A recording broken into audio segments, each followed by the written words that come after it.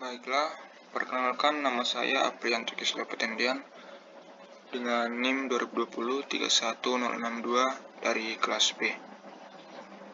Pada kesempatan kali ini, saya akan membahas mengenai sejarah singkat Sultan Hasanuddin. Masa kecil Sultan Hasanuddin. Sultan Hasanuddin lahir di Makassar pada tanggal 12 Januari tahun 1631.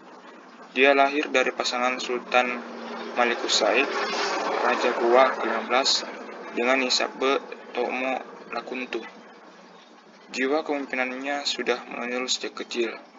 Selain dikenal sebagai sosok yang cerdas, dia juga pandai berdagang.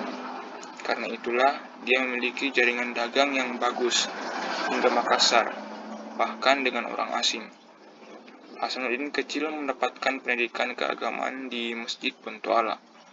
Sejak kecil ia sering diajak ayahnya untuk menghadiri pertemuan penting, dengan harapan dia bisa menyerap ilmu diplomasi dan strategi perang.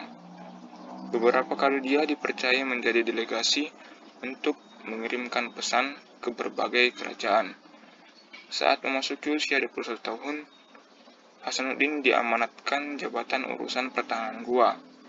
Ada dua versi sejarah yang menjelaskan kapan dia diangkat menjadi raja, yaitu saat berusia 24 tahun atau pada tahun 1655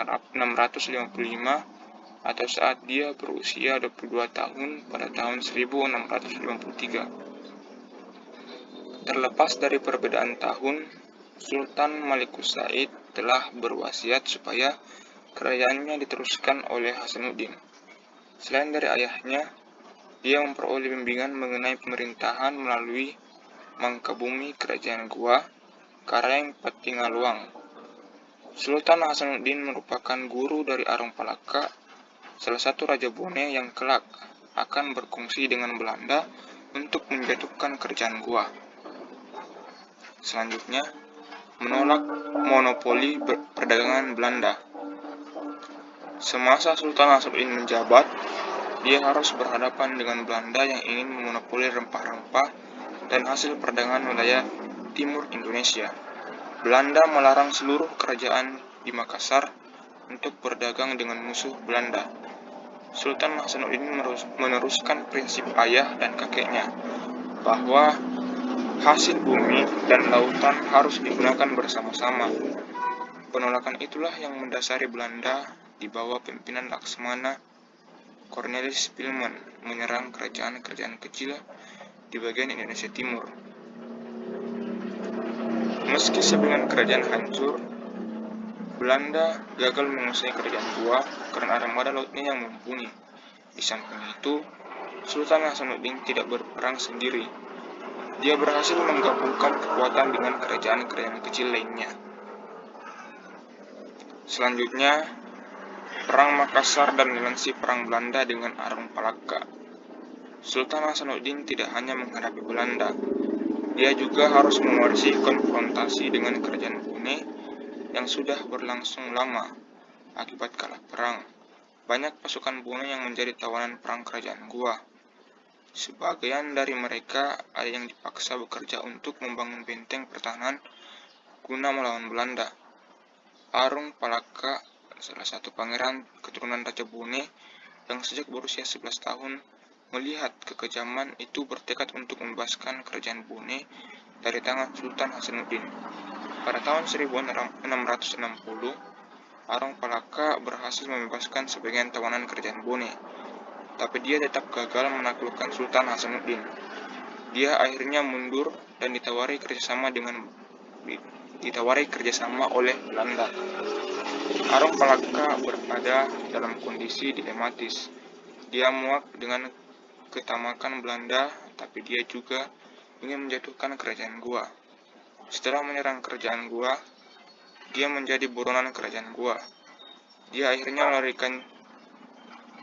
melarikan diri hingga Batavia pada tahun 1663 untuk memilih bekerja sama dengan Belanda. Awal mula peperangan adalah tanggal 24 November tahun 1666, ketika Arong Palaka bersama 400 pasukannya bersanding dengan armada Belanda dengan 21 kapal perang dan 1.000 pengikut menuju Sulawesi. Konfrontasi Arung Pelaka bersama Belanda melawan Sultan Hasanuddin berakhir pada tanggal 15 November 1667.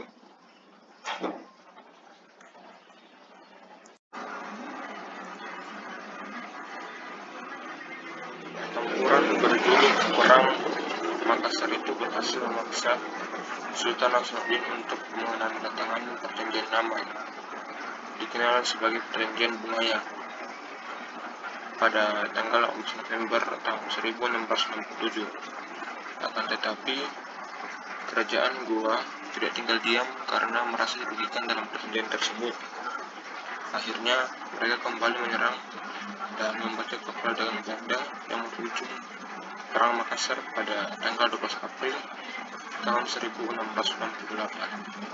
Namun, Belanda yang semakin kuat dengan mudahnya mengalahkan pasukan Sultan Hasanuddin.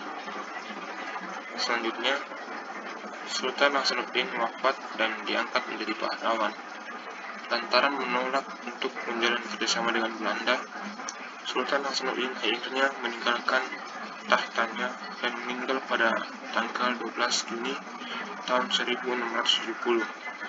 Dia dimakamkan di Kompleks Pemakaman Raja-Raja Goa di Kabupaten Goa, Sulawesi Selatan. Sebagai bentuk penghargaan terhadap perjuangannya, Sultan Hasanuddin diangkat menjadi pahlawan nasional berdasarkan surat keputusan Presiden nomor 87/TK/1973 tanggal 6 November tahun 1973. Itulah yang sempat saya sampaikan. Lebih kurangnya mohon dimaafkan. Sekian, terima kasih.